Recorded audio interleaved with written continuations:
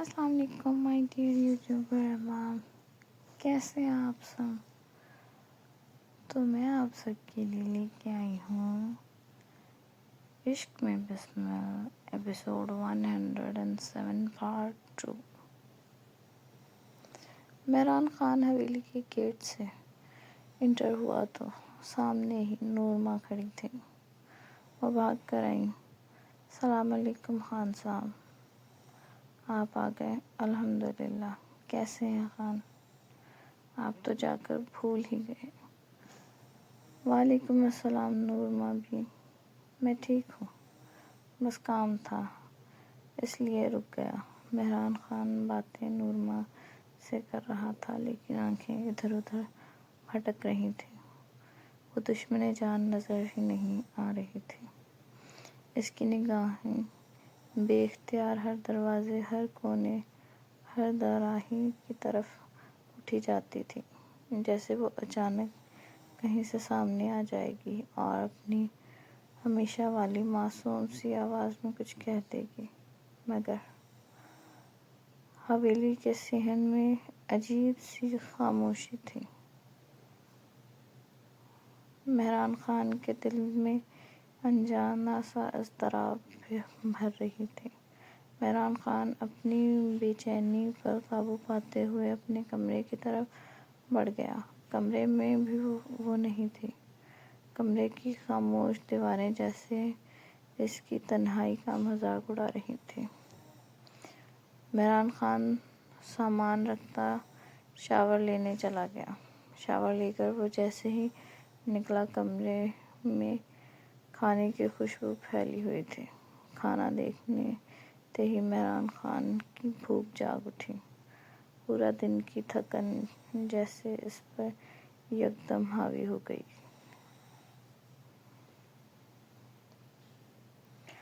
کھانا کھاتے ہی وہ لیٹا اور لیٹتے ہی نیند اس پر مہربان ہو گئی۔ شام کے سائے رات میں ڈھلنے لگے۔ جب اس کی آنکھ کھلی، آنکھیں ملتا وہ اٹھ کر باہر آ گیا۔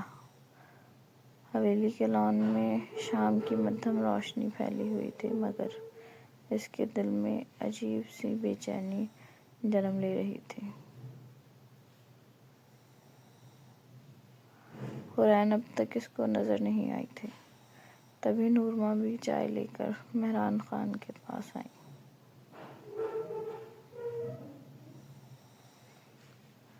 چائے مہران کو دیتے ہوئے نورما بولی، خان صاحب بی بی کو کب لائیں گے؟ مہران خان نے چائے کا کپ فوراً ٹیبل پر رکھا اور حیرت زدہ ہو کر بولا، کیا کہا آپ نے؟ بی بی کو کہاں سے لانا ہے؟ میں سمجھا نہیں، کیا بات کر رہی ہیں؟ نورما بولی، خان حور بی بی کی بات کر رہی ہوں۔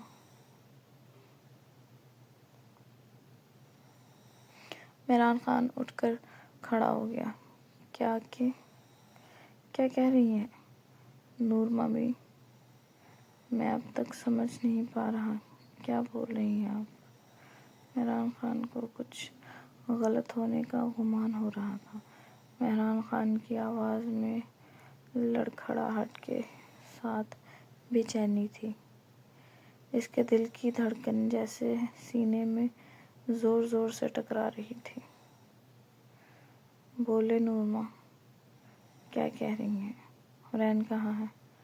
اب نورما بھی خوف زدہ ہو گئی اور خوف سے کانپتے ہوئے مہران کو دیکھنے لگی، جیسے کچھ غلط ہو گیا ہو۔ مہران خان دہاڑ رہا تھا کہ اب اس کی آواز سے حویلی کے در و دیوار دہل گئے تھے۔ بولے نورما بی، کہاں ہے نور؟ کہاں ہے حورین؟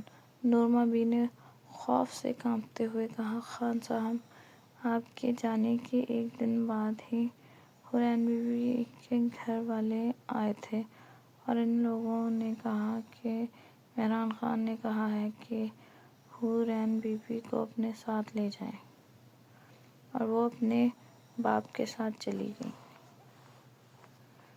مہران خان کو ایسے لگ رہا تھا جیسے اس کی دنیا ختم ہو گئی۔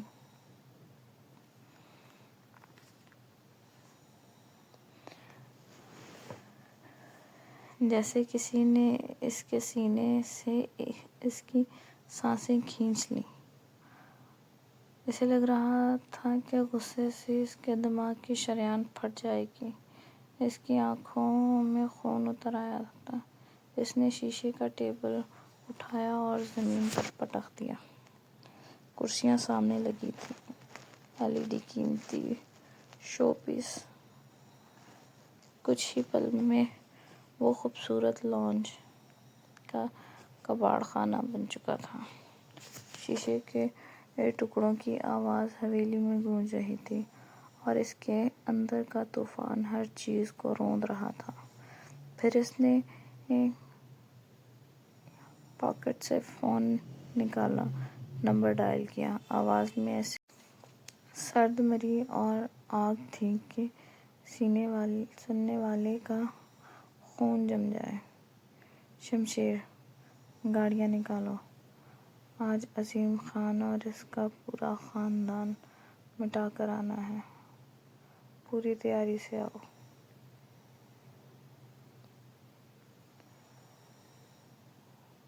مرجان بخاری نے اپنے آدمیوں کو باہر جانے کا اشارہ دیا۔ سب باہر نکل گئے۔ مصطفیٰ ملک اب بھی چپ تھا اور یہ چپ مرجان بخاری کے دل کو اندر سے جلا رہی تھی۔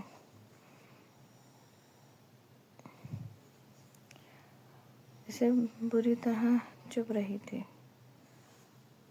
دوسری طرف مصطفیٰ ملک اب بھی شک میں گھرا تھا کہ آیا یہ واقعی مرجان بخاری ہے، اور اگر یہ مرجان بخاری نہ ہو تو مصطفیٰ اور اس کی فیملی کی موت تو یقینی تھی، ساتھ اس کی جان بھی اسی خطرے میں تھی جسے وہ بچانے یہاں آیا تھا، دیان خان کی۔ مرجان بخاری ایک ٹک مصطفیٰ کے چہرے کو گھورتا رہا۔ ہر لکیر، ہر خوف، ہر الجھن اس کے سامنے واضح تھی۔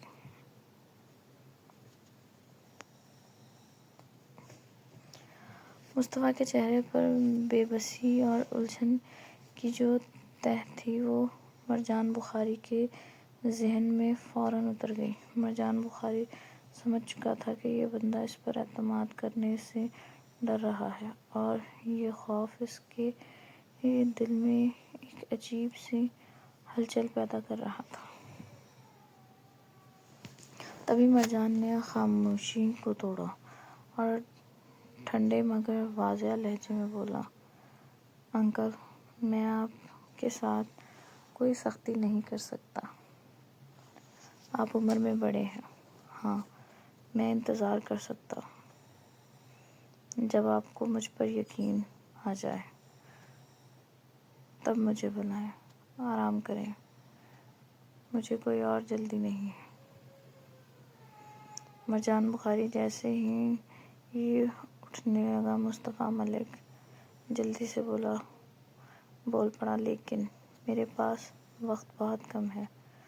بھلے میں تم پر یقین نہیں کر پا رہا، لیکن مجھے تمہیں سب بتانا ہی ہوگا، کیونکہ اگر میں نہیں بتاؤں گا تب بھی میں پھنسوں گا، اگر بتا دیا اور تم مرجان بخاری نہ ہوئے تب بھی میں پھنسوں گا۔ لیکن اگر تم سچ میں مرجان بخاری ہو تو زندگی کے چانس بن سکتے ہیں، اس لیے یہ داؤ مجھے کھیلنا پڑے گا۔ مرجان ہلکے سے مسکرا کر بولا، چلیں پھر شروع ہو جائے۔ مصطفیٰ ملک نے بولنا شروع کیا، میں رضوان بخاری کا پرانا دوست ہوں، بچپن کا۔ ہم ایک ساتھ بڑے ہوئے۔ پھر رضوان بخاری اسلام آباد سے لاہور چلا گیا، جہاں اس نے نرین خان کا گھر رینٹ پر لیا اور وہیں اس کو نرین خان سے محبت ہو گئی۔ نرین کے حالات اچھے نہیں تھے، پیسے کے لیے ترستی۔ نرین خان کو رضوان بخاری سے پیسہ ملنے لگا تو محبت بھی بڑھ گئی۔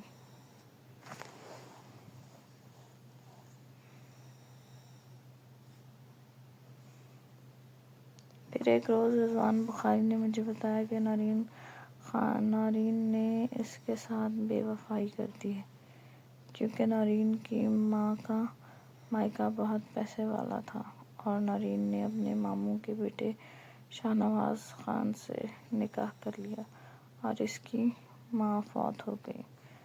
نرین ہمیشہ کے لیے اپنے سسرال چلی گئی۔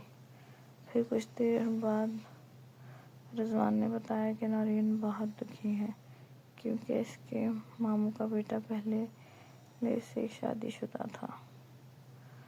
نرین بہت دکھی تھی۔ پھر رضوان بخاری اور نرین خان نے ہر حد پار کر کے شاہ نواز خان کی پہلی بیوی جنت خان کا قتل کروایا۔ شاہ نواز خان نے پھر بھی نرین کو قبول نہیں کیا، بلکہ اپنی بیوی جنت کے غم میں رہنے لگا۔ نرین خان سے یہ سب برداشت نہ ہوا اور نرین خان نے رضوان بخاری کے ساتھ ناجائز تعلقات استوار کر لیے اور وہ حاملہ ہو گئی۔ تب اس نے شاہ نواز خان کو زہر دے دیا، کیونکہ شاہ نواز خان نے اسے کبھی چھوا تک نہیں تھا۔ شاہ نواز خان کی موت کے بعد نرین نے رضوان بخاری سے نکاح کر لیا، لیکن جس دولت کے لیے اس نے شاہ نواز خان کے ساتھ نکاح کیا تھا، شاہ نواز خان نے اپنی ساری پراپرٹی اپنی بیٹی پلک کے نام کر دی اور اپنی 5 سال کی بیٹی کا نکاح دیان خان سے کر دیا۔ شاہ نواز خان کی موت کے بعد نرین پر یہ راز کھلا تو اس نے پلک کو غائب کر دیا، لیکن جوان ہونے پر دیان خان نے اپنی بیوی کو تلاش کر لیا۔ جب کچھ نہ ہو سکا تو نرین خان نے عرفان سکندر سے ہاتھ ملا لیا، جو پلک سے شادی کے خواب دیکھنے لگا۔ نرین اور عرفان سکندر نے مل کر دیان کی گاڑی کا حادثہ کروایا۔ عرفان سکندر کے کاغذات میں دیان خان مر چکا تھا، لیکن نرین خان نے اسے بچا لیا۔ مرجان بخاری نے بے یقینی سے مصطفیٰ کو دیکھا اور مصطفیٰ ملک نے سر ہلا کر اشارہ دیا کہ وہ سچ بول رہا ہے۔ آگے سنو۔ نرین خان نے دیان کو اس لیے بچایا کہ عرفان سکندر پلک سے نکاح کر کے سہاگ رات منا لے، پھر وہ دیان کو منظر پر لائے گی اور بتائے گی کہ اس کے زندہ ہوتے اس کی بیوی کسی اور مرد کے بستر کی زینت بن چکی ہے۔ تب دیان خان بھی زہر کھا کر مر جائے گا۔ جنت اور شاہ نواز خان کی روحیں بھی تڑپیں گی، جب ان کی بیٹی سے بھی وہی گناہ ہوگا جو نرین خان کو کرنا پڑا، اور میں جو ہر کام میں ان کا تھوڑا بہت ساتھ دیتا تھا۔ اب بھی ان لوگوں نے میری اور میری بیوی کی ڈیوٹی دیان کو سنبھالنے پر لگا رکھی ہے۔ میری بیوی سونیا، جسے شاہ نواز خان اپنی بہن جتنا مانتا تھا، نہیں چاہتی کہ شاہ نواز خان کی بیٹی کے ساتھ برا ہو یا دیان کو کچھ ہو۔ رضوان بخاری اور نرین خان اس وقت تھوڑا مرجان بخاری سے ڈرتے ہیں۔ وہ نہیں چاہتے کہ ان کا غلط کاموں کا پتہ مرجان کو چلے، کیونکہ نورین اپنی بیٹی کی شادی مرجان سے کرنا چاہتی ہے اور کہتی ہے کہ اگر مرجان کو پتہ چلا تو سب بگڑ جائے گا۔ میری بیوی نے مجھے یہاں بھیجا ہے، ہم سب کی جان اس وقت خطرے میں ہے۔ مجھے مرجان کو سب بتا کر جلدی اس تہہ خانے میں واپس جانا ہے، صبح ہونے سے پہلے۔ اور ایپیسوڈ جاری ہے، کہانی یوں ہی رواں دواں ہے۔ آپ لائک کریں، شیئر کریں، کامنٹ کریں اور سبسکرائب کریں تاکہ آنے والے ہر ایپیسوڈ کا نوٹیفیکیشن آپ کو پہلے